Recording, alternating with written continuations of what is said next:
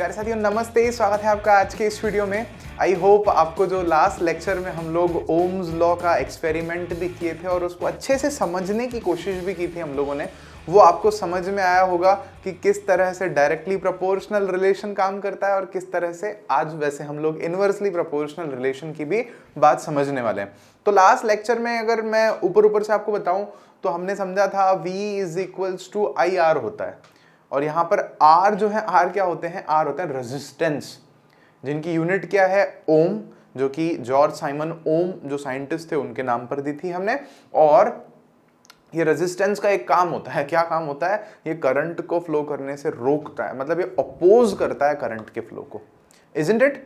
तो I hope आपको ये याद है। आज हम उससे थोड़ा और आगे बढ़ रहे हैं और पहले हम इस फॉर्मूला पर बेस्ड जो क्वेश्चंस हैं उनको करेंगे। अच्छा, कैसे क्वेश्चंस हैं? न्यूमेरिकल्स हैं थोड़े बहुत, और हमारे एग्जाम में इस चैप्टर में से या तो डेरिवेशन के आने के चांसेस होते हैं या न्यूमेरिकल के आने के चांसेस होते हैं, तो हम अच्छे से दोनों ही चीजों को समझने वाले हैं। तो देखो चलो, अब तक हमने क्या सीखा है? अब तक हमने अच्छे से ओम्स लॉ सीखा है, मतलब केवल ओम्स लॉ में ना सब कुछ ही आ गया। V is equals to I R, V भी आ गया, I भी आ गया। अच्छा, I करंट हमने सबसे शुरू में सीखी थी चैप्टर में। फिर पोटेंशियल डिफरेंस, भाई करंट क्यों बहती है? पोटेंशियल डिफरेंस के कारण बहती है, ये फिर हमने सीखा था।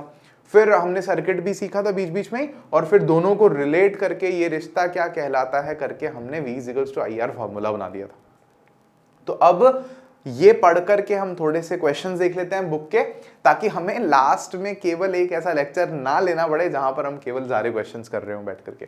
तो एग्जांपल नंबर 12.3 हम लोग ले रहे हैं, जो कि बुक के ही एनसीईआरटी के किसी पेज नंबर पर है, वो आप अपने आप से चेक कर सकते हो। इस क्वेश्चन के दो पार्ट्स हैं, तो देखो क्या है क्वेश्चन।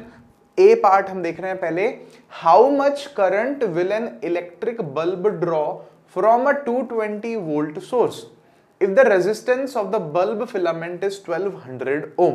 अब ऐसे क्वेश्चंस में ज्यादा दिमाग लगाए बिना हमें क्या करना चाहिए? सॉल्यूशन लिख करके काम शुरू कर देना चाहिए। क्या लिख रहे हैं हम लोग यहां पर? कितना करंट ड्रॉ करेगा कोई बल्ब? तो हमसे पूछा क्या है यहां पर? हमसे आई करंट के बारे में हमसे पूछा है। क्या क्या हमें दे रखा है वो अगर हम लिख देंगे तो हमें क्लियर हो जाएगा कि कौन सा फॉर्मूला लगाना है और किस तरह से हमें आंसर निकालना है। तो यहां बोला है फ्रॉम अ 220 वोल्ट, हमारे पास में पोटेंशियल डिफरेंस यहां पर कितना है? 220 वोल्ट। और क्या दिया है? Source if the resistance of the bulb filament, जो बल्ब का फिलामेंट है उसका रेजिस्टेंस है वो कितना हो, अगर 1200 ओम हमें दे रखा हो।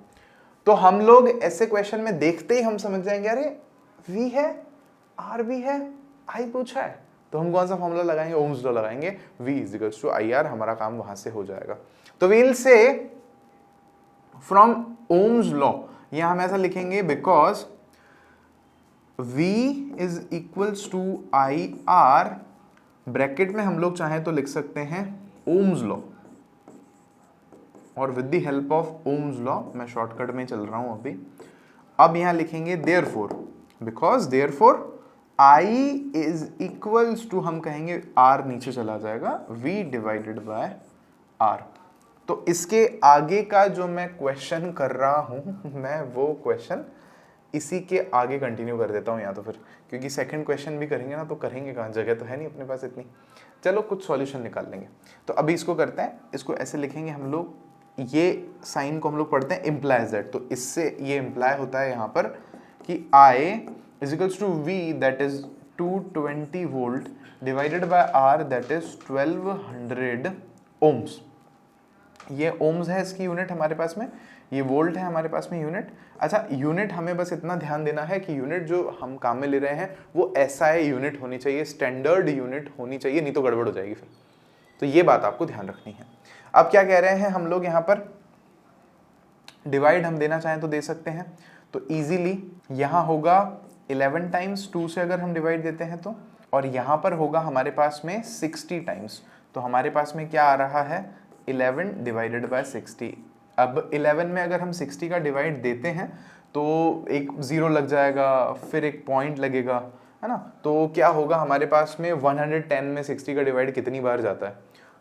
तो यहाँ आएगा 120 में जब हम 60 का डिवाइड देंगे 110 में, 110 में, तो 1 टाइम जाएगा, और फिर हमारे पास में 40 और 10 50 बच जाएगा, तो फिर 50 में डिवाइड देने के लिए एक जीरो उसके आगे और आएगा, तो 500 हो जाएगा। तो 60 का डिवाइड आप 500 में देंगे तो 6 8 48 होता है, 480, तो 8 टाइम्स जाएगा और फिर उसके बाद भी कुछ आएगा। तो अभी हम इतना आगे नहीं जा रहे, एंड क्योंकि हम करंट निकाल रहे हैं तो हमारे पास करंट की यूनिट क्या आ जाएगी, एम्पियर। और आंसर हमें फाइनली लिख देना है, नीचे उसके नीचे जगह नहीं है तो मैं यहाँ लिख देता हूँ, क्या होगा आंसर हमारा, I = 0.18 एम्पियर। ये हमारा एक आंसर आ गया। और अब हमें क्वेश्चन नंबर बी की तरफ बढ़ना है। होप आपको समझ में आया होगा। मैं क्या करता हूं, जल्दी से इस क्वेश्चन बी को एक नेक्स्ट नए पेज पर ले लेता हूं, वहां पर करते हैं। तो ये देखिए क्वेश्चन नंबर बी है हमारे पास में, how much current will an electric heater coil draw from a 220 volt source. तो हम यहाँ सॉल्यूशन लिखते हैं अपना। अब आप नोटिस करो, हमें वापस से पूछा क्या है, करंट के बारे में पूछा है। और पोटेंशियल डिफरेंस अगर हम देखना चाहें तो हमें कितना दे रखा है, 220 वोल्ट दे रखा है। If the resistance of the heater is 100 ohms, और रेजिस्टेंस हमें दे रखा है यहां पर 100 ओम्स। अब यहां नोटिस करो, वापस से हम क्या करेंगे, सेम पैटर्न को फॉलो करेंगे। V = IR है, फिर हम लोग बोलेंगे कि therefore I जो है that will be equal to V divided by R, and this implies this I is equals to 220 divided by R here is 100। Zero से जीरो कैंसिल हो जाएगा, जीरो हट करके एक पॉइंट लग जाएगा, आंसर आ जाएगा 2.2। और करंट I की यूनिट होती है A एम्पियर्स, और यहाँ पर हमें क्या देखने को मिलेगा, answer is equals to 2.2 amperes. अच्छा, ये क्वेश्चन इन्होंने हमसे क्यों करवाया है, अब इसके पीछे का गहरा वाला जो लॉजिक है हम एक बार के लिए वो समझते हैं। अच्छा, वो क्या है, एक बार के लिए आप लास्ट वाली जो स्लाइड थी ना उसको देखो, तो आप यहाँ नोटिस करोगे कि जब जो बल्ब है उसका जो फिलामेंट जो अंदर वो लगा हुआ है तार, उसका रेजिस्टेंस 1200 ओम है। कितना है, 12, बहुत ज्यादा है रेजिस्टेंस। तो करंट उसमें से बहुत कम पास होती है। कितनी करंट पास हो रही है, 0.18 एम्पियर्स। मतलब अपने घर में ही लगा हुआ है, 220 वोल्ट बोल रहा है ना, अपने घर में अपन ने बल्ब डायरेक्ट लगा दिया, 220 वोल्ट में लगा हुआ है, तो उसमें से तो करंट इतनी सी जा रही है। क्यों, क्योंकि उसका रेजिस्टेंस बहुत ज्यादा है। अब खैर उसका चाहिए अपने को ज्यादा, वो हीट इतनी जनरेट करता है, इलेक्ट्रिसिटी, वो लाइट जलाने के लिए, ग्लो कराने के लिए उसको इतना गर्म करना पड़ता है। और वहीं पर नेक्स्ट वाले में बी पार्ट में आप नोटिस कर रहे हो कि जब रेजिस्टेंस 100 ओम्स है, पोटेंशियल डिफरेंस तो उतना ही है, ये हीटर का इतना है रेजिस्टेंस, तो हमें देखने को मिल रहा है उसमें से करंट ज्यादा पास हो रही है, 2.2 एम्पियर उसमें से करंट पास हो रही है। तो यहां पर ये वाला जो फंडा है ना, कौन सा वाला, कि हम लोग कह सकते हैं जब अगर वोल्टेज फिक्स है, क्या है, वोल्टेज जो है फिक्स है, जैसे हमारे घर पे कितनी है 220 वोल्ट्स, तो ये फिक्स है, तो उस केस में हम लोग कह सकते हैं कि I is inversely proportional to R, और वाइस वर्सा, जो R है वो इनवर्सली प्रोपोर्शनल टू है I के, क्योंकि हमने यहाँ लिखा है I = V/R। तो ये चीज हमें प्रैक्टिकली समझ में आती है इस क्वेश्चन में। समझ में आई आपको ये वाली बात? तो बढ़ सकते हैं अपन आगे नेक्स्ट क्वेश्चन की तरफ। नेक्स्ट क्वेश्चन पेज नंबर ब्ला ब्ला ब्ला 12.4 एग्जांपल है, the potential difference between the terminals of an electric heater is 60 volt. अब हमें यहां क्या दिया है, सॉल्यूशन अपन लिखते हैं, करना शुरू करते हैं। वैसे मैं आपको बताऊं ये क्वेश्चन थोड़ा इंटरेस्टिंग क्वेश्चन है, और ऐसे क्वेश्चन लॉजिकल होते हैं, एग्जाम में घुमा देते हैं ऐसे क्वेश्चंस में स्टूडेंट्स को। तो हम क्या कह रहे हैं, पोटेंशियल डिफरेंस जो है terminals of an electric heater, तो पोटेंशियल डिफरेंस हमें कितना दे रखा है, 60 वोल्ट दे रखा है। When it draws a current of 4 ampere, और एक कितने एम्पियर की करंट ड्रॉ कर रहा है, 4 एम्पियर की। The source, what current will the heater draw if the potential difference is increased to 120 volt? अब समझना, जहां ऐसा क्वेश्चन आपको मिले कि अरे सर यहां तो V हमें पोटेंशियल डिफरेंस दो पूछे हुए हैं, तो हमें समझ नहीं आ रहा कि क्या कह रहा है ये क्वेश्चन, तो असल में ऐसा क्वेश्चन दो केसेस के बारे में डिस्कस कर रहा होता है। तो इस क्वेश्चन को अगर अपन पहले ही केस 1 और केस 2 में डिवाइड कर देंगे ना, तो हमारे लिए थोड़ा इसको करना समझना आसान रहेगा। और इस तरफ ही इसको अपन लिख देते हैं केस सेकंड, केस फर्स्ट और केस सेकंड। तो केस फर्स्ट क्या है, V हमें कितना दे रखा है, 60 वोल्ट दे रखा है, I हमें कितना दे रखा है, 4 एम्पियर्स दे रखा है।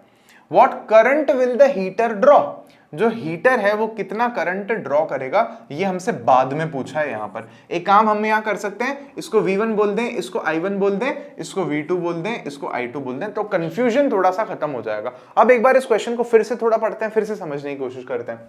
भाई कह रहा है एक potential difference between the terminals of electric current heater is 60 volt. मतलब हमारे पास में क्या है, एक हीटर है, उसको हम कहां चला रहे हैं, मान लो आपके घर पे चला रहे हैं, और आपके घर पे जो पोटेंशियल डिफरेंस आता है, वोल्टेज जो आता है वो कितना आता है, 60 वोल्ट आता है, वहां उस हीटर को चला रहे हैं। और फिर हम कह रहे हैं कि जो ये हीटर है 4 एम्पियर की करंट ले रहा है। आपके घर पे कितनी एम्पियर करंट ले रहा है, 4 एम्पियर करंट ले रहा है, केस 1 चल रहा है। अब वही हीटर हम क्या कर रहे हैं, what current will the heater draw if the potential difference is increase to 120 volt. उसको लेके आया आपके घर से मेरे घर पे लेके आ गए, और मेरे घर पे 120 वोल्ट पर चला रहे हैं उसको, आपके घर पे 60 वोल्ट पर, मेरे घर पे 120 वोल्ट पर। तो उस केस में वो जो हीटर है उसका कितना करंट वो लेगा, what current will the heater draw, कितनी करंट वो लेगा, ये क्वेश्चन है। तो अब समझना, यहां समझने वाली बात क्या है भाई, आप उस हीटर को आपके घर चलाओ या मेरे घर 120 वोल्ट पर चलाओ या 150 वोल्ट पर चलाओ या 220 वोल्ट पर चलाओ या 0 वोल्ट पर चलाओ, उस हीटर का जो रेजिस्टेंस है, जो प्रतिरोध, वो तो सेम रहेगा ना। ये लॉजिक है, ये पकड़ने वाली बात है। तो यहां पर हम अगर ध्यान से देखें तो हमें रेजिस्टेंस नहीं दिया है, तो इस क्वेश्चन में हम लोग यहां पर ओम्स लॉ लगा करके क्या कर सकते हैं, पहले रेजिस्टेंस कैलकुलेट कर सकते हैं, R is equals to V divided by I कर सकते हैं, और this implies this, R is equals to V कितना है हमारे पास में 60, और I कितना है हमारे पास में 4, और 4 का डिवाइड यहां पर जाएगा तो 15 हमारे पास में ओम जो है रेजिस्टेंस आ जाएगा। तो अब समझना, अब यही 15 ओम वाले रेजिस्टेंस वाला हीटर आप मेरे घर पे ले आए, जहां पर पोटेंशियल डिफरेंस कितना है हमारे पास में 120 वोल्ट्स, बस इतनी सी बात है। तो यहां पर अगर हम ध्यान दें तो फ्रॉम दिस इक्वेशन, इसको मान लो आप बोल दो इक्वेशन नंबर 1, तो हम यहां लिखेंगे R is equals to 15 ohms from equation number 1। सही बात है, ऐसा लिख दिया अपन ने। Now what we can say, I2 is equals to V divided by R, 120 that is in volts divided by R that is in R ohms, है ना, ठीक है, ओम्स में बोल नहीं पा रहा हूं मैं, क्या कहां ओम्स, कौन ओम्स, इफ ओम्स। तो ये लिख दिया, 15 का डिवाइड देंगे अपन, 120 कितनी बार आ जाए, तो 15 8 टाइम्स आई गेस 120 होता है, 9 टाइम्स 135 होता है। तो टेबल्स तो आई होप आपको मेरे से ज्यादा बेहतर तरीके से याद होनी चाहिए, ठीक है। तो दिस बिकम्स 8 एम्पियर्स। तो जब हम लोग उस हीटर को मेरे घर चलाएंगे तो वो 8 एम्पियर्स करंट ड्रॉ करेगा। अच्छा, ऐसा क्यों हुआ, क्योंकि देखो रेजिस्टेंस सेम है इस केस में, और हमने क्या किया, वोल्टेज को चेंज कर दिया। तो हमारे पास में मान लो ये इक्वेशन है, मेन बेस इक्वेशन है ohm's law, that is V is equals to IR। तो अब हम क्या कर रहे हैं इस केस में, इस वाले केस में रेजिस्टेंस को तो छेड़ा ही नहीं हमने, रेजिस्टेंस तो जैसा है वैसा है, क्लियर हुई बात। तो हमने क्या कर दिया, V को इंक्रीज कर दिया। अब आप खुद मेरे को बताओ भैया, क्या होता है अपने घर पे ना, 2 बच्चे होते हैं ना, अगर मम्मी पापा के, तो दोनों को बराबर खर्ची देनी पड़ती, नहीं तो झगड़ा हो जाता है। तो यहां पे इक्वेशन में यही है कि अगर आप लेफ्ट हैंड साइड पर कोई चेंज कर रहे हो तो आपको राइट हैंड साइड पर भी उतना ही चेंज करना होता है। तो अगर यहां पर V को जितना आपने बढ़ाया है तो I को भी उतना ही, उस रेशो में ही आपको इंक्रीज करना पड़ेगा। मतलब यहां पर अगर आप देखो V 60 से 120 हो गया, मतलब 2 टाइम्स हो गया। तो सिमिलरली I जो है वो 4 से 8 हो गया, 2 टाइम्स हो गया। हालांकि डायरेक्ट मत करना, एग्जाम में तुम बिना लॉजिक समझे ही धमाधम कुछ बोले, अरे सर सिंपल तो था, 2 से मल्टीप्लाई करना था, आपने पूरी रामायण कर दी यहाँ पे। अरे तो ये समझना जरूरी है कि रेजिस्टेंस चेंज नहीं हो रहा। समझ में आई आपको वाली बात। अब अपन बढ़ सकते हैं आगे, आप लोग वीडियो वगैरह रोक करके आराम से धीरे धीरे लिख भी इसको सकते हो, बाकी बढ़ते हैं अपन आगे। तो देखो, now the next question is from exercise chapter के पीछे से भी वो क्वेश्चन ले रहे हैं जो अपने टॉपिक के सिमिलर क्वेश्चंस हैं। How is a voltmeter connected in a circuit to measure the potential difference between 2 points. अच्छा, हम एक वोल्टमीटर को किसी सर्किट में कैसे कनेक्ट करते हैं पोटेंशियल डिफरेंस को मेजर करने के लिए। तो आई होप ये तो एक DIY है, आप इसको खुद से आंसर कर सकते हो। बाकी आपको पता है पैरेलल में कन्वर्ट करते हैं। मान लो अगर ये कोई हमारे पास में सर्किट है, और इसमें हमने एमिटर जोड़ रखा है, एक यहाँ पर ये माइनस और ये प्लस, एक हमने की भी जोड़ रखी है यहाँ पर, और हमने यहाँ पर मान लो कोई रेजिस्टेंस भी जोड़ रखा है, मान लो हमने यहाँ पे एक बल्ब भी जोड़ रखा है, बहुत कुछ जोड़ दिया अपन ने इसमें तो। और इसमें अब हमें मान लो ये दो पॉइंट्स हैं, point number A and this is point number B, इसमें नंबर नहीं पॉइंट बी। तो इन दोनों के बीच में अगर हमें क्या देखना है कि पोटेंशियल डिफरेंस कितना है, तो हम किसी भी वोल्ट मीटर को पैरेलल में जोड़ते हैं और इस तरह से हम उसे पैरेलल में जोड़ते हैं। आई होप आपको समझ में आया होगा। इसमें भी प्लस माइनस होता है तो ये प्लस माइनस अपन यहाँ पर लगा देंगे। ठीक है, क्लियर है? तो पैरेलल में जोड़ते हैं, इस तरह से डायग्राम बना करके भी आप क्लियरली बता सकते हो। Now the question number 7। अच्छा 6 क्यों नहीं किया? 6 बाद में करेंगे, वो टॉपिक से डायरेक्टली रिलेट नहीं कर रहा था इसलिए नहीं किया। Question number 7 says the value of current I flowing in a given resistor for the corresponding values of potential difference V across the resistor are given below। हमें मतलब मान लो कोई ऐसा सर्किट है, उसमें कोई रेजिस्टर लगा हुआ है, उसमें से इतना करंट बह रहा है, कब? जब इतना वोल्टेज है, फिर जब वोल्टेज चेंज हो गया तो करंट भी चेंज हो गया, फिर वोल्टेज और इंक्रीज हो गया तो करंट और इंक्रीज हो गया। ऐसे ऐसे करके हमें ये सारी डिटेल दे रखी है।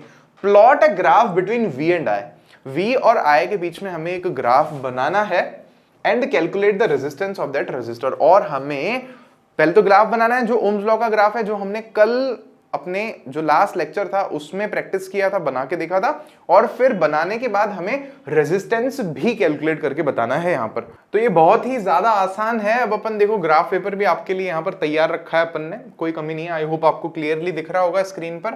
बाकी बहुत सिंपल है, आप खुद से भी कर सकते हो। तो हमें देखो एक एक्सिस पर तो क्या लेने हैं, हमें एक एक्सिस पर लेना है करंट और दूसरे एक्सिस पर हमें पोटेंशियल डिफरेंस लेना है। तो एक काम करते हैं हम लोग, यही वाली जो एक्सिस है यहाँ पर हम लोग इसको सीधे ही क्या मान लेते हैं, वाई एक्सिस मान लेते हैं, और इस पर हम लोग क्या ले लेते हैं, वोल्टेज, जैसा कि हमारी बुक में कर रखा है। और ये वाली जो एक्सिस है हमारे पास में, इस पर हम लोग ले लेते हैं करंट आई। ठीक है, तो यहाँ पर मैं सीधा ही जो वैल्यूज हैं उनको लिख देता हूँ और राइट कलर से लिखते हैं इस तरफ। तो अब देखो क्या क्या है हमारे पास में। अगर हम वोल्टेज की वैल्यू देखें तो हमें 1.6, 3.4, 6.7, 13 तक दे रखी है। तो अगर हम यूं करें ना 2, 4, 6 ऐसा ले लें अगर वैल्यूज, या अगर हम लेना चाहें तो 3, 6, 9, 12 और ऐसे भी करके ले सकते हैं। तो 5 वैल्यूज वैसे लेनी पड़ेंगी या 6 वैल्यूज लेनी पड़ेंगी। तो 2, 4, 6, 8, 10, 12, 14 यहाँ पे हो जाएगा अपना काम। तो 2 हर एक जो हमारे पास में यूनिट है उसको हमने 2 हमारा मान लिया क्या, वोल्ट्स। 2, 4, 6, 8, 10, 12, 14। ठीक है, और 16 भी लिख ही दो, क्या ही प्रॉब्लम है अपने को उससे।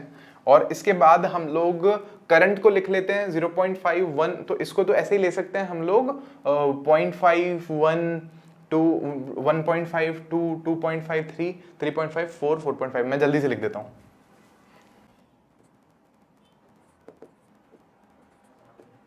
तो देखो अब अपन इस पे पॉइंट्स जो है अपने वो मेंशन कर देते हैं, मार्क कर देते हैं उनको। सबसे पहला पॉइंट है 0.5, 1.6। तो 0.5 एंड 1.6, तो 1.6 यहाँ पर कहीं पर होगा हमारे पास में पॉइंट। ये मैंने पॉइंट यहाँ पर ड्रॉ कर दिया है।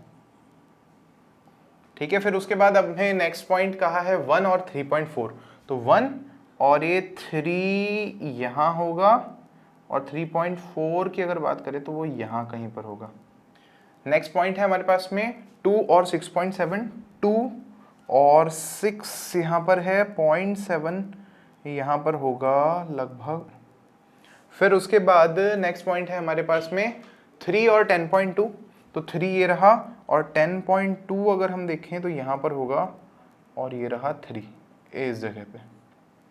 ठीक है, फिर है हमारे पास में 4 और 13.2। तो दिस इज 4 एंड 13 यहाँ पर है, और दिस इज 13.2। ठीक है, तो अब बस हमें एक सीधी लाइन खींचनी है। तो मैं आपको पहले भी बता चुका हूं, इट्स नॉट नेसेसरी कि लाइन आप एक एक पॉइंट को मिलाते हुए खींचो। आपको बस यहां से 0 से शुरू करके एक लाइन खींच देनी है, एंड देन ये प्रॉब्लम नहीं है कि ये जो सारे के सारे पॉइंट्स हैं वो उस लाइन पर हैं कि नहीं। थोड़ी सी मेरी लाइन टेढ़ी हुई है मुझे पता है, लेकिन हाँ आप अगर एकदम स्ट्रेट भी खींचोगे ना स्केल से तो थोड़ा सा पॉइंट्स इधर उधर होंगे, एंड दैट्स ओके, क्योंकि हमारे रीडिंग्स लेने में भी तो गलती होती है ना हमसे।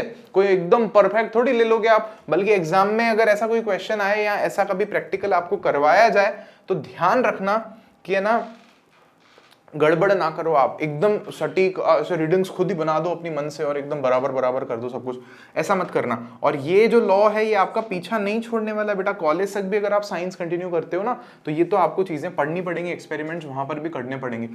तो अब हमें पता है कि V इज इक्वल्स टू क्या होता है, IR होता है, और उससे हमें फिर ये भी पता है कि R जो है वो V डिवाइडेड बाय I होता है। तो अब किसी भी केस को आप यहाँ पर ले सकते हो जहां से आप ये वैल्यू को कैलकुलेट करना चाहो, जो आपको अच्छी लगे आप वो वैल्यू कंसिडर कर सकते हो।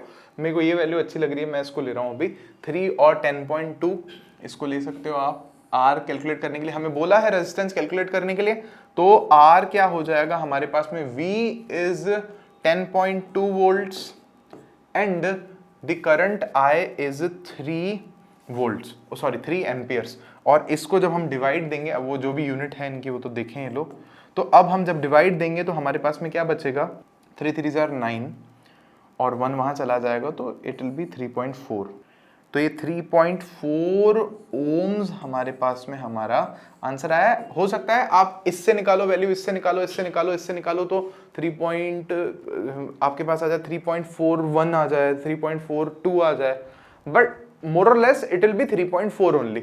थोड़ा सा वेरिएशन रहेगा क्योंकि सारी रीडिंग्स एकदम सटीक नहीं होती है ना, एकदम ऐसा नहीं होता कि एरर लेस, कभी कनेक्शन ढीला हो जाता है, कभी हमारे रीडिंग लेने में गड़बड़ हो जाती है, तो ऐसी गड़बड़ रहती है। चलो, तो आई होप आपको ये क्वेश्चन भी समझ में आया होगा, बहुत ही इजी क्वेश्चन था।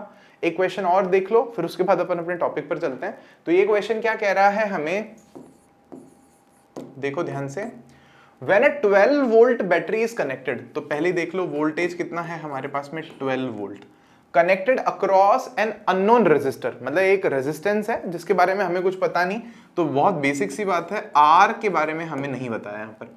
There is a current of 2.5 milliamps, current of 2.5 milliamps, मतलब एक कोई करंट है 2.5 एम्पियर की, इस सर्किट में से बह रही है।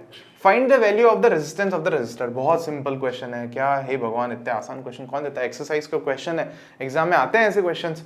तो क्या लिखेंगे, बोलेंगे बहुत सिंपल है, as we know because V is equals to IR, हमें पता है।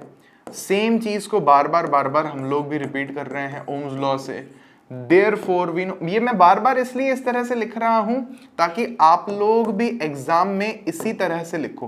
क्लियर है हुई आपको ये वाली बात। तो therefore R is equals to V divided by I, यहाँ ब्रैकेट में लिखो from Ohm's law, and this implies that R is equals to V divided by I. V here is 12 volt and I here is 2.5 milliamperes, और आप इसको divide देके कर दोगे और तालियां तालियां तालियां आंसर आ जाएगा। ऐसा बिल्कुल भी नहीं है। एक छोटा सा स्टेप इस क्वेश्चन में और ऐड किया गया है जहां पर बच्चे घूम जाते हैं। क्या है स्टेप वो देखो, आप नोटिस करो यहां पर जो यूनिट है करंट की वो SI यूनिट नहीं है, it is in milliamps. गड़बड़ है, हमें एम्पियर में चाहिए। तो इसको सही करने के लिए आपको पता है कि हम लोग क्या करते हैं, मिली को नॉर्मल में बदलने के लिए उसको हम लोग 10 टू द पावर -3 से मल्टीप्लाई करते हैं, इजंट इट। तो ये हो जाएगा हमारे पास में एम्पियर्स। अब इसको आप देखो 12 में इसका जब डिवाइड दे रहे हैं 2.5 मिली एम्पियर्स का, तो हम किसका डिवाइड देंगे असल में, 12 divided by 2.5 multiply by 10 to the power -3, ये हमें सॉल्व करना है और हमारा आंसर आ जाएगा। तो देखो बहुत ही ज्यादा सिंपल है। यूं भी आप कर सकते हैं कि ये पॉइंट अगर हम हटाना चाहें तो इस पॉइंट को भी हम लोग रिमूव कर सकते हैं और ऊपर एक 0 ऐड कर सकते हैं, और इन 10 की पावर में जो -3 है वो ऊपर जाकर 10 की पावर +3 हो जाएगा। तो ये हमें ऐसा देखने को मिलेगा 120 divided by 25 multiply by 10 to the power 3, ये हमें देखने को मिल रहा है। अच्छा, इसको सॉल्व कर सकते हैं हम लोग। 25 का डिवाइड हम लोग 120 में देंगे जब, तो कितने टाइम्स जाएगा, 4 टाइम्स तो 100 आ जाता है, बचेगा 20, लगेगा 0। फिर 8 टाइम्स हम देखेंगे तो हमारे पास में 200 आ जाएगा। आप देख सकते हो आसानी से बैठ करके डिवाइड। तो हमारे पास देखो आंसर क्या आया है हमारा, 4.8 into 10 raise to the power 3, और क्या निकाल रहे थे हम, रेजिस्टेंस निकाल रहे थे, तो यूनिट होगी ओम्स, और ये हो जाएगा हमारा आंसर। समझ में आई क्या? बहुत सिंपल क्वेश्चन था, लॉजिक बस कहां था? इस एक जगह पर लॉजिक था। तो बढ़ सकते हैं अब अपन आगे अपने टॉपिक की तरफ, ठीक है। वैसे हाँ, एक छोटी सी बात मैं आपको और बता दूं, ये आंसर कहीं कहीं पर आपको देखने को मिलेगा, ऐसे लिखा हुआ होगा 4.8 किलो ओम। तो मैं आपको एक चीज यहां बता देता हूं, दिल पे मत लेना आप लोग, ये जो के होता है ना, किलो जिसको हम लोग बोलते हैं, इसका मतलब केवल होता है 1000। ये एक नंबर को रिप्रेजेंट करता है बस, दैट इज 1000। मतलब जैसे लिखते हैं ना 2K21, मतलब 2021 चल रहा है अभी, तो 1000 बनाने वाला कौन है? के है, बस इतनी सी बात है। तो वो 1000 को हटा करके के लिख दिया यहां पर, तो वो एक ही बात है, आप उसमें कंफ्यूज मत होना। आंसर ऐसे, ये साइंटिफिक नोटेशन है, स्टैंडर्ड इस फॉर्म में आंसर लिखते हैं। बाकी आप चाहो तो वैसे भी लिख सकते हो। बढ़े आगे, तो चलो देखते हैं अपन आगे। तो अब हमारा नेक्स्ट टॉपिक बड़ा इंटरेस्टिंग है, यहां थोड़ा और आपको मजा आएगा, सोचने का मौका मिलेगा। क्या है topic? Factors on which resistance of a conductor depends. मतलब देखो, हमें एक बात समझ में आ गई कि रेजिस्टेंस जो है ना, वो दुश्मन है करंट का। तो फिर हम क्या चाहेंगे इन जनरल? कि रेजिस्टेंस कम हो। सही बात है, हम चाहेंगे कि भैया रेजिस्टेंस थोड़ा कम हो तो बढ़िया रहेगा।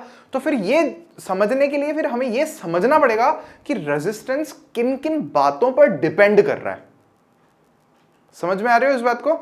तो किन किन बातों पर रेजिस्टेंस डिपेंड कर रहा है, वो ही हमारा टॉपिक है यहां पर। और उसके लिए हमें हमारी बुक में एक एक्सपेरिमेंट दे रखा है। तो ये एक्सपेरिमेंट देखो, इस डायग्राम से थोड़ा समझ में आएगा अपने को, मैं आपको बताता हूं यहां पर।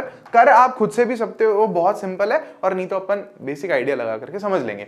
तो देखो, इस एक्सपेरिमेंट में हमें क्या कहा है कि एक सर्किट बना लो। बना लिया जी, घर पे बनाओ, अरे सिंपल, वो सेल लो 10 रुपए वाला, दो तार तोड़ो, ऐसे जोड़ो, बल्ब लगाओ, जलाओ, ऐसे सिंपल, कोई प्रॉब्लम नहीं।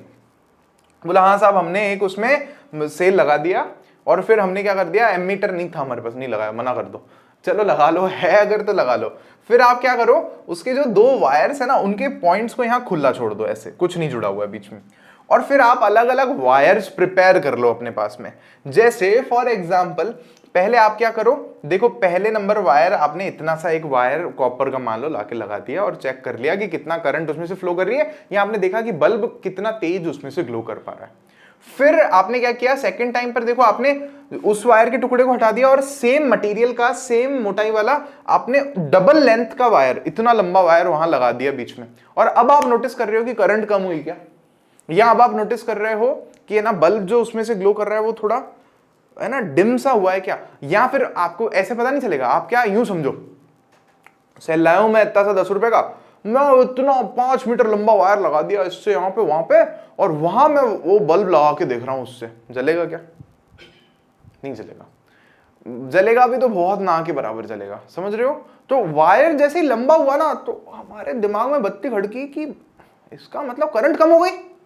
सही बात है। अच्छा, करंट कम कब हुई होगी? जब रेजिस्टेंस जो है इंक्रीज हो गया होगा। उल्टा है ना, क्योंकि रेजिस्टेंस बढ़ता है तो करंट कम हो जाती है, करंट कम होगा तो लाइट कम मिलेगी अपने को उसमें से। तो एक बात समझ में आ रही है कि लेंथ जैसे बढ़ा देंगे ना, प्रॉब्लम, दिक्कत हो जाती है। देखो समझो होता क्या है, वायर है, अरे वायर में अब है ना इलेक्ट्रॉन्स भी हैं तो प्रोटॉन्स भी है ना। जैसे कॉपर का वायर है तो उसमें कॉपर के आयंस होते हैं, Cu2+ आयंस होते हैं, और इलेक्ट्रॉन्स वहां से फ्लो कर रहे हैं। तो कॉपर के जो आयंस है वो खींचते, प्लस आयन जो है ना वो माइनस को, इलेक्ट्रॉन को कहता है अरे कहां जा रहे हो, बैठो बैठो चाय पिलाएंगे अभी आपको, मतलब अपनी तरफ खींचने की कोशिश करता है, बहने से रोकता है। फिर भी इलेक्ट्रॉन्स जो है कड़ी मशक्कत करके, बहुत सारी मेहनत करके बहते हैं। समझ में आई आपको ये वाली बात? तो वो वायर जितना ज्यादा लंबा होगा तो इलेक्ट्रॉन्स जब बहेंगे तो उनको उतने ही ज्यादा जो प्लस आयंस है उनसे मुकाबला करके आगे जाना पड़ेगा, प्रॉब्लम उतनी ज्यादा है। तो लेंथ बढ़ने पर हमें ये समझ में आ रहा है कि हाँ रेजिस्टेंस बढ़ जाता है। बिल्कुल बिल्कुल बिल्कुल।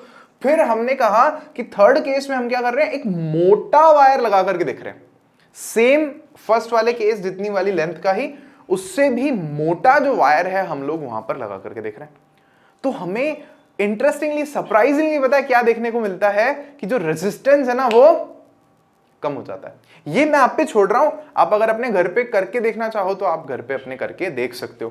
तो रेजिस्टेंस मोटे वायर का कम हो जाता है, करंट बढ़िया एकदम मक्खन एकदम स्मूथली बहने लग जाता है वहां से। और फिर हमारे पास में एक और यहां पर दे रखा है, इस केस में तो हम लोग यूं समझो कोई मटेरियल भी चेंज कर सकते हैं। मान लो कॉपर से हम लोग आयरन ले लें, या हम लोग गोल्ड का वायर ले लें, या ऐसा कुछ ले लें, तो उससे भी हमें पता चलेगा कि हाँ रेजिस्टेंस उसका कुछ अलग आ रहा है, क्योंकि अलग अलग मटेरियल का मैंने आपको बताया था रेजिस्टेंस वैसे ही अलग होता है। ठीक है, देखो यहां पर ये बताया है कि instead of taking a nichrome wire connect a copper wire, marked in figure 4। कोई सा भी आप लेके एक्सपेरिमेंट बस समझने वाली बात है। तो हमें समझ में क्या आया, अब वो इस मतलब एक्सपेरिमेंट से क्या कंक्लूजन हमने ड्रॉ किया वो हम एक बार समझते हैं। 3 बातें हुई है ना, 3 एक्सपेरिमेंट्स अलग अलग हमने देखे, तो उनमें 3 बातें हुई। क्या बातें हुई? Resistance of a uniform metallic conductor is directly proportional to its length, पहली बात। अभी बताता हूं क्या है इसका मतलब। And inversely proportional to the area of the cross section, ये हुई दूसरी बात। ये लंबाई और वायर के मोटाई के होने की बात हुई। समझना क्या है, हमने क्या समझा, जैसे ही वायर लंबा हो रहा है रेजिस्टेंस इंक्रीज हो जाता है। देखो यहां पर सेम चीज कह रहे हैं हम लोग, जैसे ही लेंथ इंक्रीज हुई, ये एल लिखा हुआ है यहां पर, ठीक है, कंफ्यूज मत होना। जैसे ही लंबा कर दिया आपने वायर को तो रेजिस्टेंस बढ़ जाएगा, करंट कम हो जाएगी। ये चीज हमारी, ये पहली इक्वेशन है। This is our equation number 1 कि दोनों के बीच में रिलेशन कैसा है, डायरेक्टली प्रोपोर्शनल। मतलब चॉकलेट बढ़ाते जाओगे प्यार बढ़ता जाएगा, चॉकलेट कम करते जाओगे प्यार कम होता जाएगा, वेरी सिंपल। अब देखो दूसरा कंक्लूजन क्या है, हम यहां पर देखेंगे कि आर जो रेजिस्टेंस है that is inversely proportional to A. अच्छा, अब यहां पर ए क्या है पहले वो समझ लो एक बार आप। यार कोई भी अगर आप तार देखोगे, कोई भी मान लो वायर है, ये कोई भी वायर है इस तरह से, अब इस वायर को अगर इधर से सामने से देखेंगे तो ऐसे सर्कुलर ही तो शेप होगा। तो ए क्या है, इसका एरिया है, एरिया ऑफ अ सर्कल। तो मतलब एरिया किसको दिखा रहा है कि वायर कितना मोटा है, भी ज्यादा मोटा है, कम मोटा है, पतला है, कैसा वायर है। तो हम कह रहे हैं जो रेजिस्टेंस है वो इनवर्सली प्रोपोर्शनल है एरिया के। अच्छा, आपने हो सकता है कि ये वाला जो रिलेशन है इनवर्सली प्रोपोर्शनल वाला, ये अब तक पहले नहीं पढ़ा हो। तो देखो क्या है, अपन ने समझा था बेसिक, अपन ने एक आइडिया लिया था कि मान लो आप मारते हो भाई को, छोटे को थप्पड़, तो थप्पड़ इज इनवर्सली प्रोपोर्शनल टू प्यार। मतलब क्या होगा, अब आपने छोटे भाई को अपने थप्पड़ मार दी, अब वो आपसे प्यार नहीं करेगा, दूर भाग जाएगा। और जैसे जैसे आप थप्पड़ बढ़ाते जाओगे प्यार कम होता जाएगा। या अगर उल्टा हो सकता है, प्यार अगर बढ़ रहा है मान लो, तो इसका मतलब कहीं ना कहीं ये होगा कि आपकी थप्पड़ें कम होती जा रही है। तो मतलब एक क्वांटिटी बढ़ेगी, दूसरी क्वांटिटी कम होगी, ये इसके कहने का मतलब है। तो कहने का मतलब क्या है, जैसे ही तार की मोटाई बढ़ जाती है तो रेजिस्टेंस कम हो जाता है। सिंपल है। देखो इसमें, देखो आगे, अब हम क्या कर सकते हैं, इन दोनों जो हमारी क्या है इक्वेशंस है, इन दोनों को कंबाइन करके लिखेंगे, जोड़ करके लिखेंगे।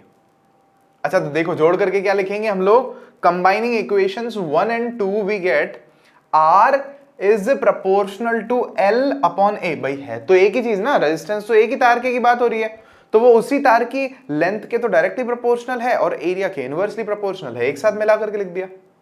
सिंपल, ऐसा कर सकते हैं अपन, डोंट वरी।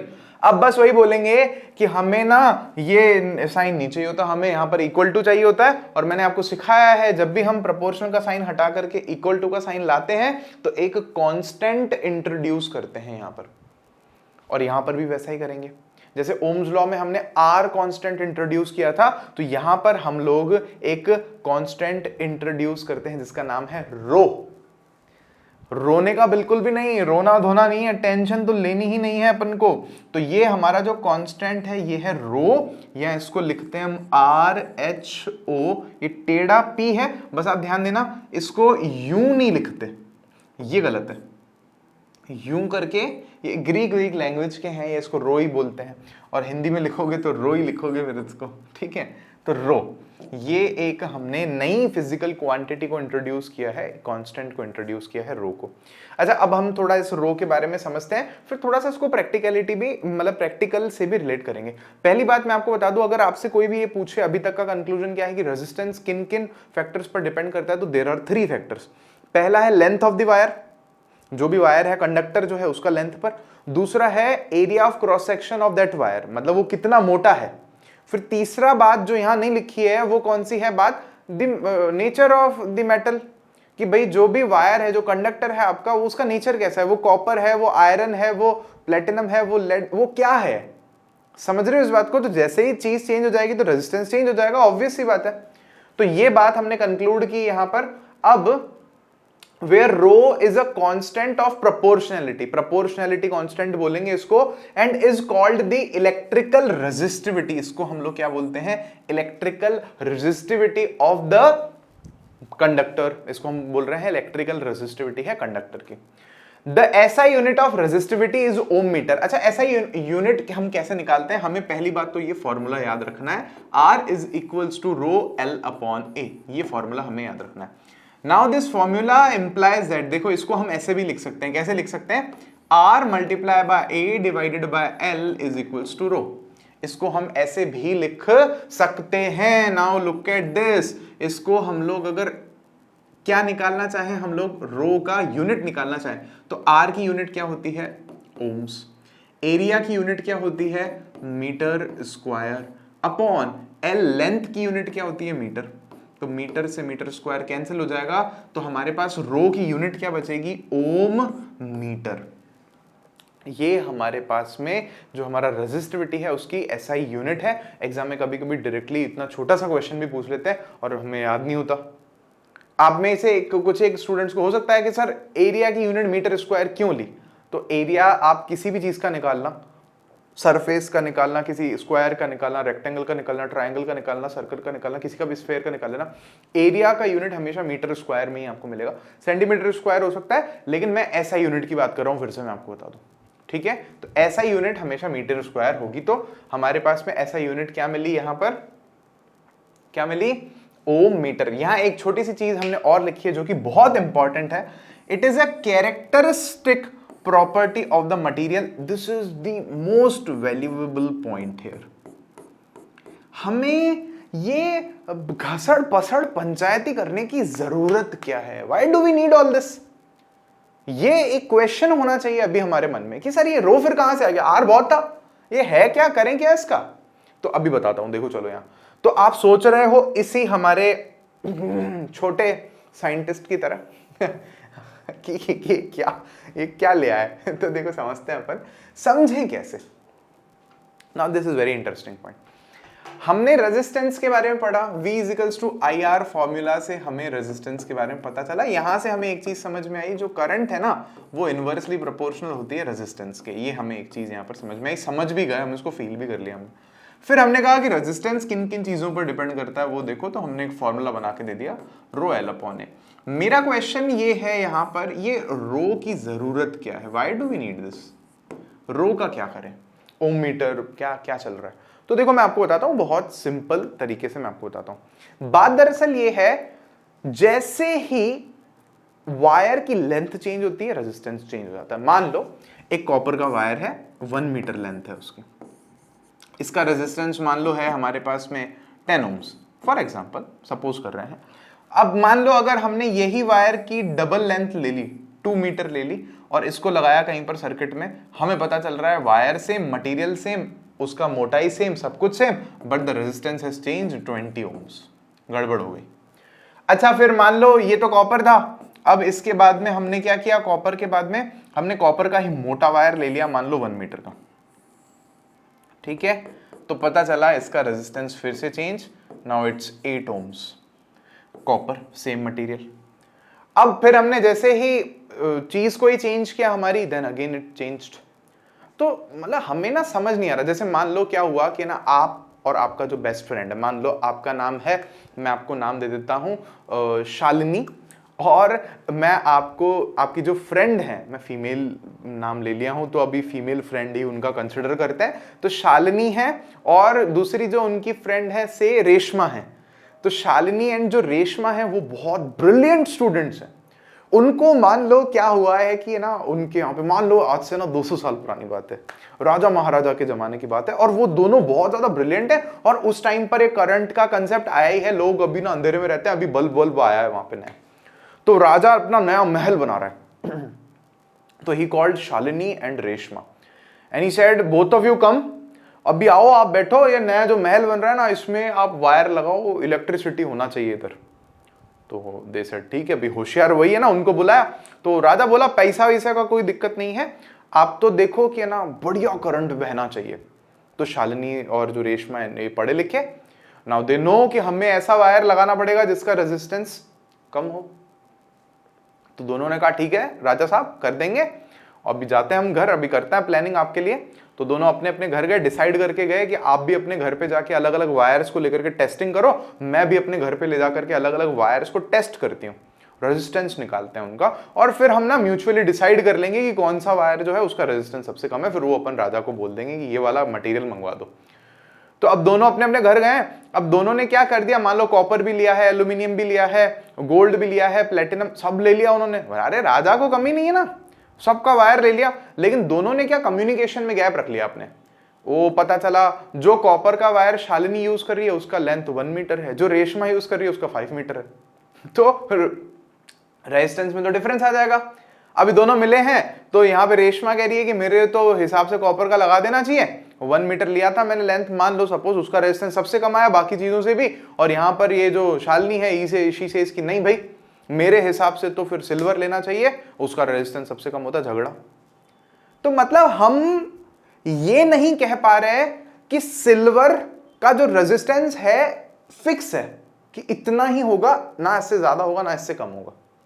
फिर आप भले 5 मीटर का ले लो, 2 मीटर का ले लो, 3 मीटर, मतलब हमारे पास में ऐसी कोई फिजिकल क्वांटिटी नहीं है जिसके लिए हम कह सके कि ये सिल्वर की कोई भी चीज ले लो आप इस दुनिया की, उसका इतना ही होगा, मतलब जो रेजिस्टेंस जैसी ही क्वांटिटी हो। तो हमने दिमाग लगाया, हमने कहा दिमाग लगाओ दिमाग लगाओ दिमाग लगाओ।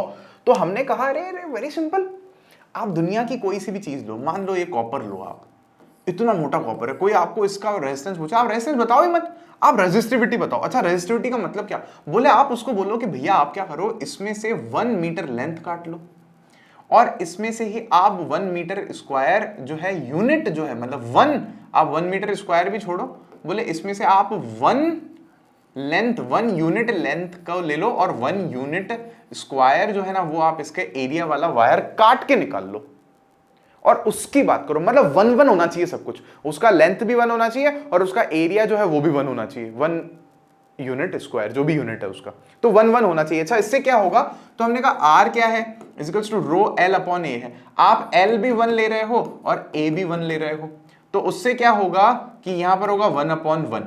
तो उससे क्या देखने को मिलेगा कि आर और रो तो असल में एक ही है। मतलब कहने का मतलब है कि कोई भी चीज है उसका आप यूनिट लेंथ ले लो ना, 1 लेंथ फिक्स ही कर दिया ना, और 1 उसका एरिया का स्क्वायर ले लो, तो उससे क्या होगा दुनिया की, अरे आपको तो बड़े पहाड़ पे ले जाके खड़ा कर दे चांदी के, बोला इसका बताओ आप रेजिस्टिविटी, बोला अरे सिंपल, उसमें से एक टुकड़ा काटो, 1 लेंथ है उसकी और 1 ही उसका क्या है एरिया है जो फिक्स किया अपन ने, तो वही उसका रेजिस्टेंस भी है एक तरह से, वही उसकी रेजिस्टिविटी भी है। मतलब हमें, अगर मैं कंक्लूड करूं इस टॉपिक को, तो हमें केवल इतनी सी बात याद रखनी है कि जो रेजिस्टिविटी है, पहले तो रेजिस्टेंस लिख दिया मैंने यहां पे, इसको छोड़ो, जो रेजिस्टिविटी है वो लेंथ पर और एरिया पर, क्रॉस सेक्शन का जो है वायर का, उस पर डिपेंड नहीं करती है। जो रेजिस्टेंस है वो लेंथ पर डिपेंड करता है, एरिया पर डिपेंड करता है, और जो भी कंडक्टर है उसका मटेरियल कौन सा है, जो नेचर कौन सा है उस पर, मतलब मटेरियल में लिख देता हूं, उस पर डिपेंड करता है। लेकिन यहां पर जो रेजिस्टिविटी है जो हमारे पास में, वो केवल और केवल मटेरियल पर डिपेंड करती है कि अगर सोना है तो सोने का रेजिस्टिविटी फिक्स है, वो सोना फिर 5 किलो हो, फिर तार हो, फिर पतला सा हो, फिर 5 किलोमीटर हो, कुछ भी हो, हम बोल सकते हैं कि सोने की रेजिस्टिविटी इतनी है और वो रेजिस्टेंस को ही दिखा रही है एक तरह से, और उससे हम डिसाइड कर सकते हैं कि कौन अच्छा कंडक्टर है और कौन अच्छा कंडक्टर नहीं है करंट का, मतलब कौन ज्यादा रोकेगा करंट को और कौन कम रोकेगा। फिर उससे फर्क नहीं पड़ रहा सोना हमने कितना मोटा तार लिया, कितना पतला तार लिया, दैट डजंट मैटर। और रो बस जो रेजिस्टिविटी केवल और केवल किस पर डिपेंड कर रही है, मटेरियल पर। मतलब चांदी लोगे तो कुछ और होगी, सोना लोगे तो कुछ और होगी, लोहा लोगे तो कुछ और होगी, जैसे मटेरियल चेंज होगा रेजिस्टिविटी चेंज हो जाएगी। लेकिन लेंथ चेंज होने से, एरिया चेंज होने से रेजिस्टिविटी चेंज नहीं होगी। आई होप आपको ये अपना जो अभी तक आज हमने पढ़ा है समझ में आया होगा। नेक्स्ट क्लास में हम लोग क्या करेंगे, इसके रेजिस्टिविटी से रिलेटेड थोड़े से क्वेश्चंस शुरू करेंगे और फिर अगले टॉपिक पर चलेंगे। तो आई होप आप एंजॉय कर रहे हो, इंटरेस्टिंग बन रही है आपके लिए साइंस। मिलते हैं जल्दी से आपके लिए नए एक वीडियो में क्वेश्चन आंसर्स के साथ में।